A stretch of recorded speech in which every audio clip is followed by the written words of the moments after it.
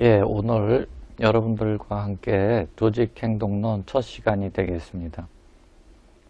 오늘 첫 시간이기 때문에 여러분들한테 이 과목을 공부하시면서 구체적으로 어떤 이슈에 대한 이야기들을 해 나갈지에 대해 설명을 드리도록 하겠습니다. 우리가 이제 그 조직 내에서 경영이라는 그런 활동을 할 때 중요한 것이 물적 자원과 일적 자원에 관한 관리입니다. 제 과목은 물적 자원에 대한 관리가 아니라 사람에 대한 관리에 집중할 생각입니다. 사람을 관리할 때 가장 중요한 두 가지를 들려고 그러면 그 사람이 갖고 있는 정서, 또 그 사람이 조직 내에서 보여주고 있는 행동, 이 두 가지가 사람 관리에 있어서 가장 중요한 키워드가 될 것 같습니다. 먼저 정서라고 하는 것은 좀 더 구체적으로 설명을 드리면 다시 두 가지로 구분이 됩니다. 하나는 감정이라는 것이 있고 두 번째는 기분이라는 것이 있습니다. 감정이라는 것은 그 모습이 상당히 뚜렷하고 어떤 그러한 그 구체적인 대상이 있는 어떤 구체적인 대상을 향한 어떤 마음의 상태를 얘기를 하는 것입니다. 어떤 사람한테 상당히 화가 났다든지 어떤 소식을 듣고서 상당히 기쁘다든지 하는 분명한 대상을 갖고 있고 그러한 내적인 상태, 심리 상태가 분명하게 이렇게 구별이 될 수 있는 상태를 우리는 가리켜서 감정이라는 얘기를 쓰고요. 감정에 비교해 보았을 때 그 대상이 모호하고 또 강도가 약하고 그렇지만은 뭔가 내적으로 변화가 있다고 생각할 때 그것을 우리는 이제 기분이라는 용어를 씁니다. 오늘 아침에 출근을 했는데 좀 울적하다. 이유가 뭐냐? 글쎄 잘 모르겠다. 날씨가 흐려서 그런 건지 오늘은 별로 일에 대해서 집중할 수가 없다. 이것은 이제 기분을 말하는 그런 상태라고 볼 수가 있고요. 반면에 감정은 옆에 있는 동료가 구체적으로 일에 대한 이러한 설명을 해주지 않아서 내가 어떤 일을 해야 될지 모르겠다. 그래서 혼란스럽고 화가 좀 난다. 그랬을 때 그것은 감정이다. 이렇게 볼 수가 있는 것이죠. 반면에 이제 그 행동이라는 것은 이제 눈에 보이는 그 어떤 움직임이라고 볼 수가 있습니다. 여러분들이 컴퓨터에 그 키보드 자판을 이렇게 치면서 서류를 작성하는 것, 이것이 눈에 보이는 행동이라고 볼 수가 있고요. 동료를 도우면서 같이 일하는 행동, 이것도 구체적인 행동이라고 볼 수가 있는 것이죠. 그래서 조직 행동론이라는 것은 사람을 관리하는 데 필요한 그러한 분야입니다만 크게는 감정과 기분과 행동이라고 하는 이 세 가지를 어떤 연구 대상으로 하는 학문이라고 볼 수가 있겠습니다. 그래서 조직 행동론은 무엇을 연구할까? 정서와 행동이라고 볼 수가 있죠. 하지만 이제 모든 사람들의 또 모든 행동을 연구하지는 않습니다. 여러분들은 직장에서 보여주는 정서와 행동이 있고 가정에서 보여주는 행동과 정서가 있을 것이고 또 동호인 클럽 같은 데 가서 보여주는 행동과 정서가 있을 것입니다. 하지만 조직 행동론이라는 것은 조직 내에서 조직 목표와 관련된 성과를 내는 데 필요한 행동과 정서를 연구하는 것입니다. 다시 말해서 조직이 생존하기 위해서 어떠한 구체적인 성과물을 낼 때 필요한 행동과 정서가 무엇일까 하는 것에 대해서 연구하는 학문이라고 보면 되겠습니다. 이런 어떤 그 감정으로서 우리 많이 얘기되는 예를 하나 들어보도록 하겠습니다. 직무 만족감이라고 하는 이것은 이제 그 정서 중에서도 감정에 속하는 내용이 되겠죠.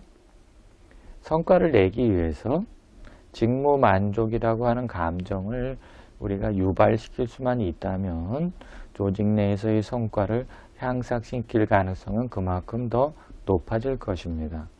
또한 직무 만족이라는 감정을 조직 내에서 유발시킬 수만 있다면 회사를 결근하는 행동이나 이직하는 행동을 상당히 많이 줄여줄 수 있을 것입니다. 이런 점에서 직무 만족이라고 하는 감정은 직접 간접적으로 조직 내의 성과와 밀접하게 연관되어 있다고 볼 수가 있습니다. 단순히 높은 급여를 주는 것 외에도 항상 정서적으로, 감정적으로 직장에 대해서 만족할 수 있도록 하는 분위기를 만드는 것이 경영자의 책임이라고 볼 수가 있죠. 왜냐하면 이러한 감정 자체가 조직이 원하는 성과를 개선시킬 수 있는 그런 결과를 가져오기 때문입니다.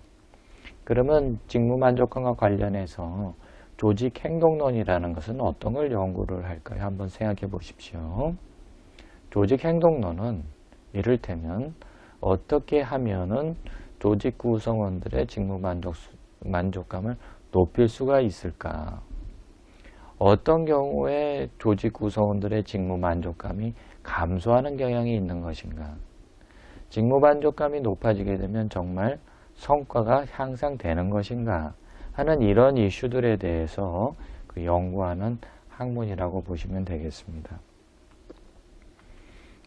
항상 조직은 이 생산성이라는 것에 대해서 관심을 많이 갖고 있죠. 이 생산성은 다시 말해서 성과가 개선되는 현상을 나타내는 것입니다. 이렇게 생산성의 향상을 가져오기 위해서는 여러 가지의 감정과 정서와 행동이 필요할 것입니다. 그래서 성과에 기여할 수 있는 행동, 또 거기에 기여할 수 있는 감정, 또 거기에 기여할 수 있는 기분, 그리고 이 두 가지를 우리는 앞서서 정서라는 표현을 했었습니다. 생산성을 높이고 성과를 개선할 수 있는 행동은 어떤 것이냐? 결근이 줄어들어야 되겠죠. 또 유능한 인력의 이직은 그만큼 또 감소하는 것이 생산성에는 상당히 유리할 것입니다.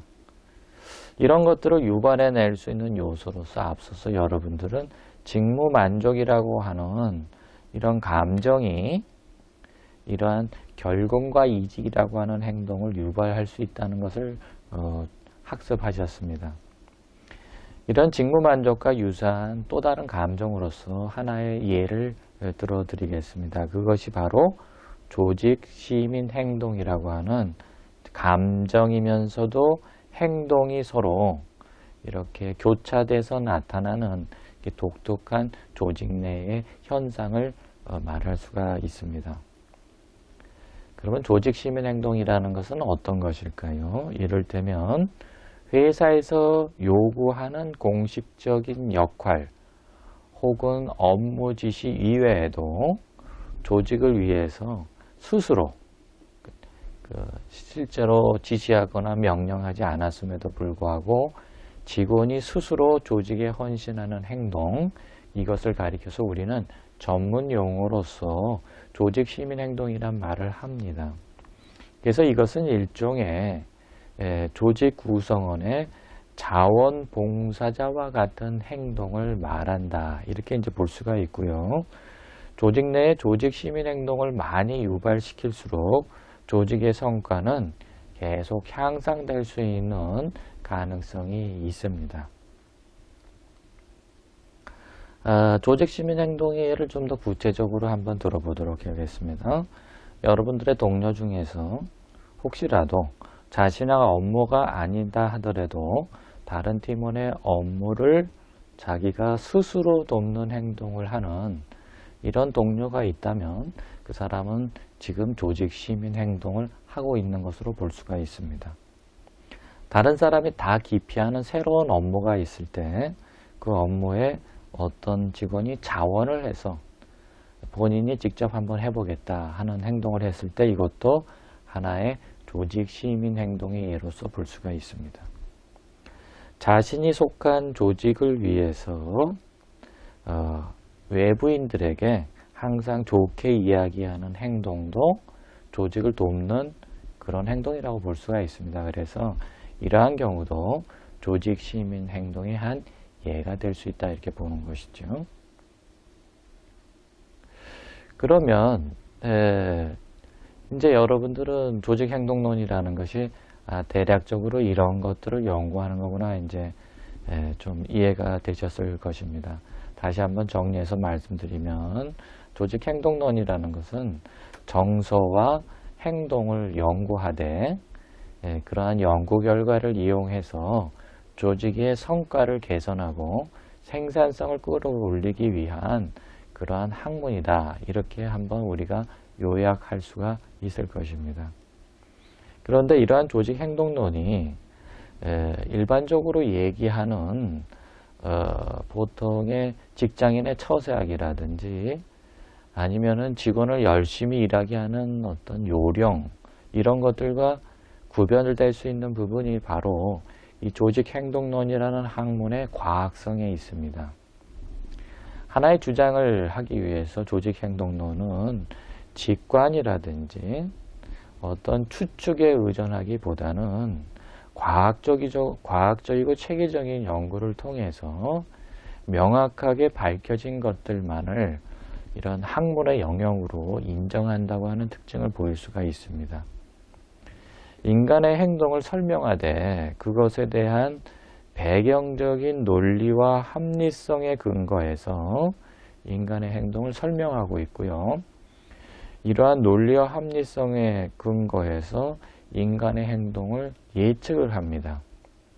그리고 이렇게 예측한 행동에 대해서 체계적으로 관리할 수 있는 실제적인 방법에 대한 것들도 여러분들한테 전달해 주고자 하는 것이 이 조직행동론이 다른 일반적인 경영 기법이라든지 어떤 경영의 요령과 같은 비학문적인 분야와 구별될 수 있는 그런 특징을 하고 말씀드릴 수가 있겠습니다.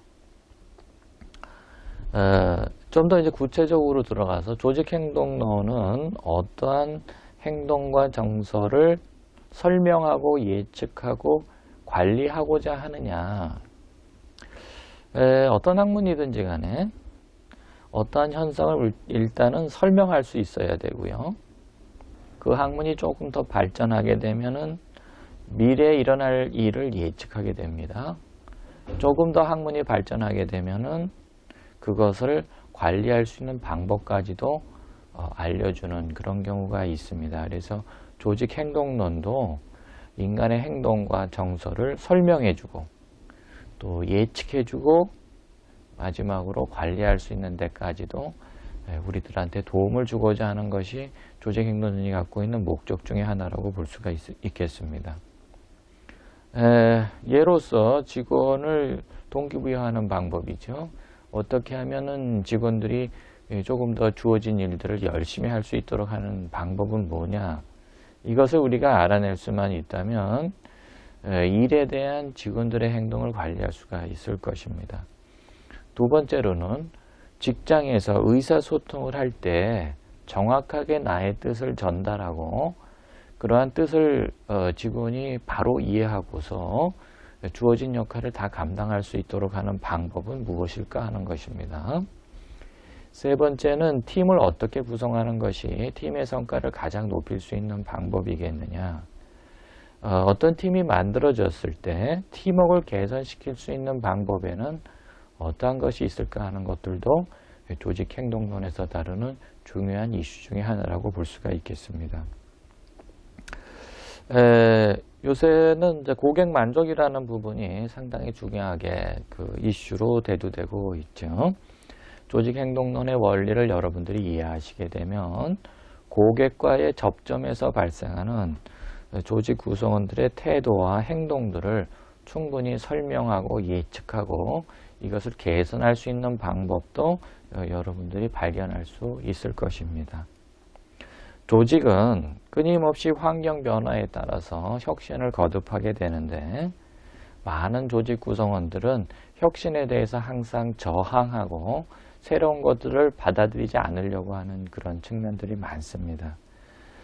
이런 사람들을 어떤 변화의 핵심적인 추진 세력으로 변화시킬 수 있는 방법에는 무엇이 있을까 하는 이러한 것들도 넓게는 조직행동론의 중요한 하나의 영역이라고 볼 수가 있는 것이죠.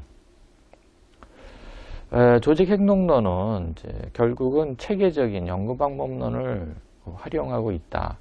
이것은 하나의 과학이다 하는 말씀을 드릴 수가 있는데요. 그러면 어떻게 해서 조직행동론은 하나의 과학이 되어갈 수 있느냐 하는 것입니다. 가장 중요한 것은 현상에 대한 자료를 폭넓게 수집하는 행동이 필요합니다.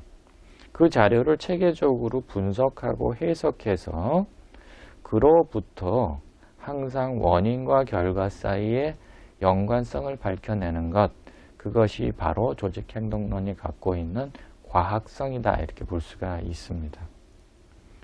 X라고 하는 행동이 발생하면 반드시 Y라는 행동이 유발된다. X라는 행동은 Y라는 행동의 하나의 원인이 되고 이 행동은 항상 Y라는 결과 행동을 만들어낼 수가 있다. 이것을 어떻게 입증할 수 있느냐? 우리가 모은 데이터가 이런 것들을 통계적으로 우리한테 가르쳐준다. 이것이 바로 원인과 결과관계를 밝히려고 노력하는 조직행동론의 과학성이라고 볼 수가 있습니다.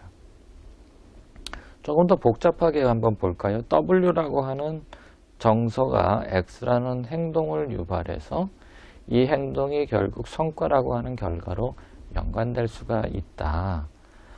정서는 행동의 원인이 되고요. 행동은 다시 성과의 원인이 될 수가 있다 하는 이런 체계적인 관계들을 데이터를 통해서 추론해내고 과학적으로 입증해내는 그런 학문이라고 볼 수가 있는 것이죠.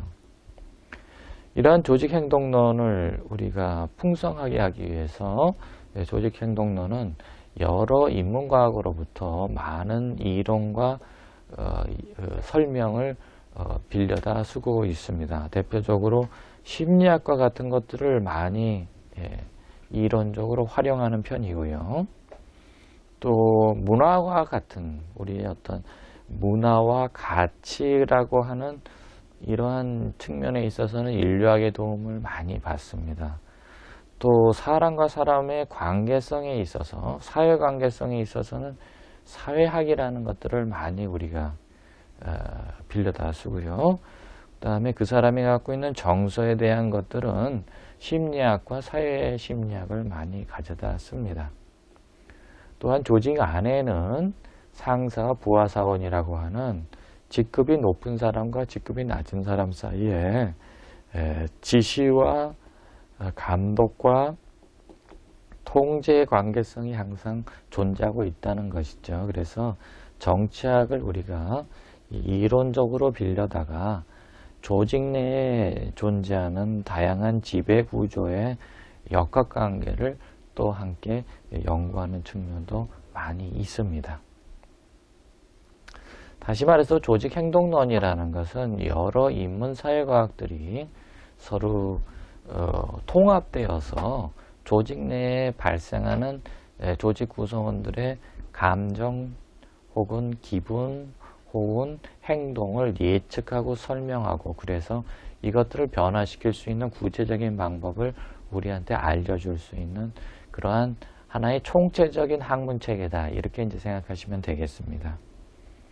그러면 이제부터 우리들은 여러분들이 본 강의에서 배우는 구체적인 주제들에 대해서 하나하나 먼저 파노라마식으로 쭉 설명을 드리도록 하겠습니다. 그 다음부터 다음 차시에서는 여러분들이 이러한 주제들을 하나씩 저와 함께 공부해 나아가는 그런 시간을 갖도록 하겠습니다. 첫 번째 이제 조직행동론이라는 것은 조직 내에 존재하는 개인 수준의 이해를 먼저 그 기초로 학습하게 됩니다.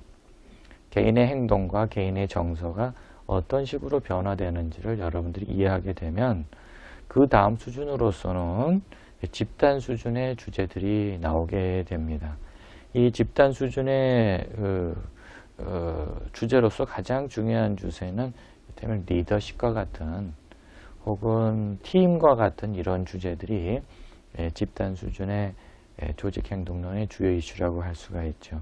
반면에 개인 수준은 성격이라든지 가치라든지 태도라든지 학습이라든지 하는 이런 이슈들을 여러분과 함께 공부하도록 할 계획입니다. 가장 높은 수준의 조직 행동론의 이슈는 조직 시스템 차원의 그러한 이슈들입니다. 대표적으로 조직의 변화, 전체 조직을 대상으로 하는 것이지요. 그 다음에 조직의 구조를 어떤 식으로 형성시켰을 때 그 안에 있는 구성원들의 행동과 정서가 변화될 거냐 하는 것입니다. 좀 더 이제 이것을 구체적으로 살펴보게 되면 이렇습니다. 개인 수준에 있어서 이슈의 중요한 건 태도죠. 태도는 어떤 대상을 얼마나 좋아하느냐, 좋아하지 않느냐의 정도를 우리는 태도라고 합니다. 다시 말해서 이 태도라는 것은 일종의 선호하는 정도다. 이렇게 이제 볼 수가 있고요. 일을 선호하게 되면 일의 성과가 올라갑니다. 일을 선호하지 않고 일을 싫어할 경우에는 성과가 떨어지는 것이죠. 그러면 어떻게 하면 조직 구성원들이 일에 대한 태도, 다시 말해서 일을 얼마나 좋아할 수 있게 하는 방법, 긍정적으로 일에 대한 태도를 형성시키는 방법은 무엇이 있느냐는 그런 주제를 같이 공부하게 될 것입니다.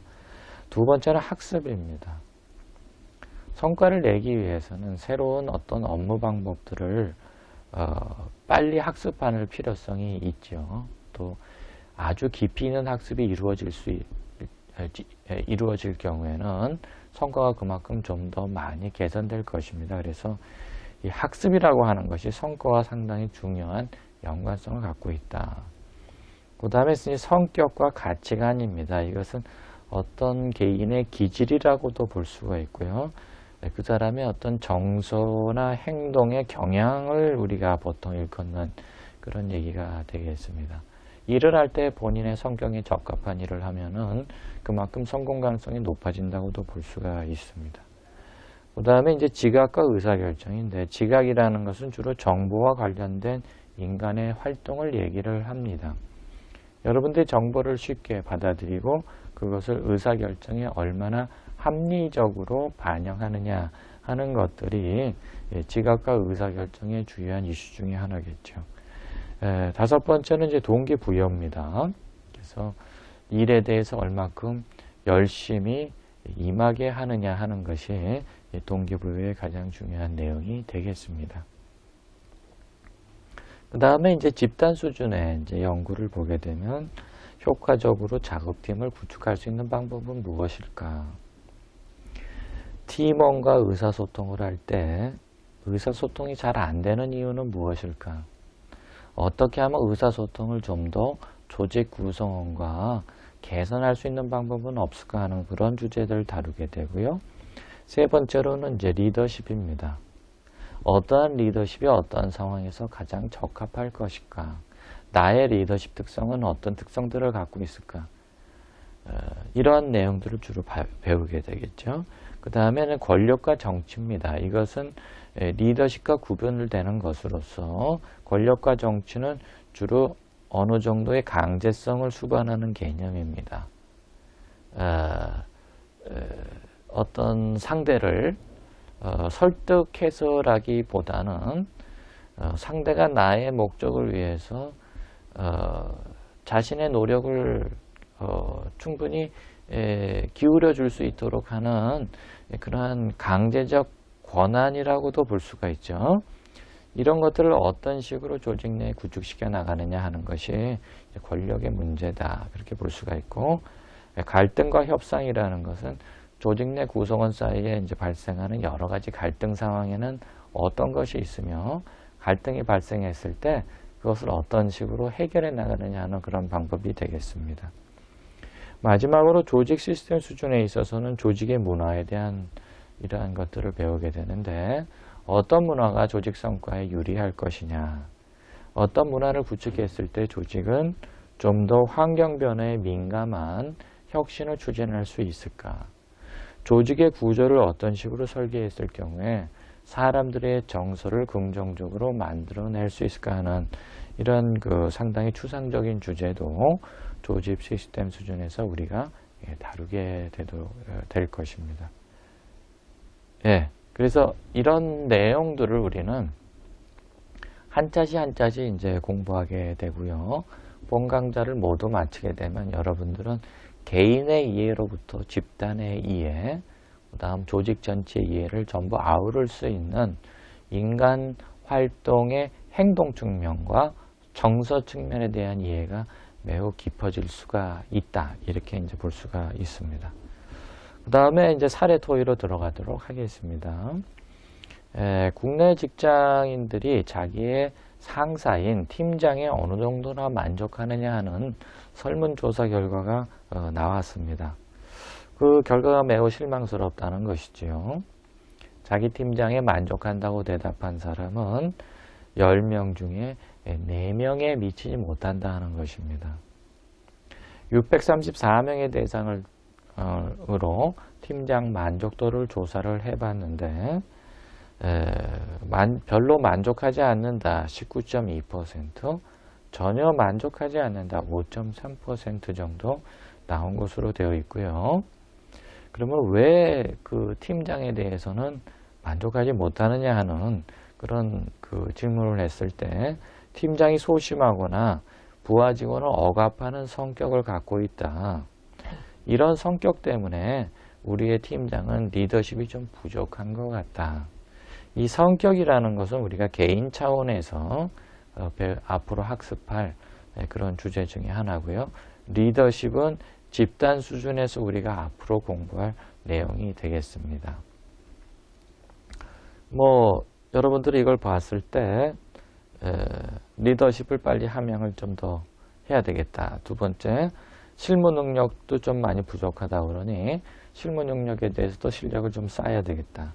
세 번째는 기본적인 교양과 매너, 상식이 부족하다 그러니까 이런 것들도 팀장이 앞으로 되실 분들은 좀 신경을 많이 써야 되겠다. 이렇게 이제 볼 수가 있죠. 직장인들은 팀장이 공부했으면 하는 분야로서 리더십 교육을 가장 많이 꼽고 있습니다. 그래서 우리가 앞으로 이제 공부를 같이 해 나가시면서 본 강좌의 한 중반쯤 되게 되면은 리더십 교육에 대한 그런 내용들을 우리가 함께 진행하도록 하겠습니다.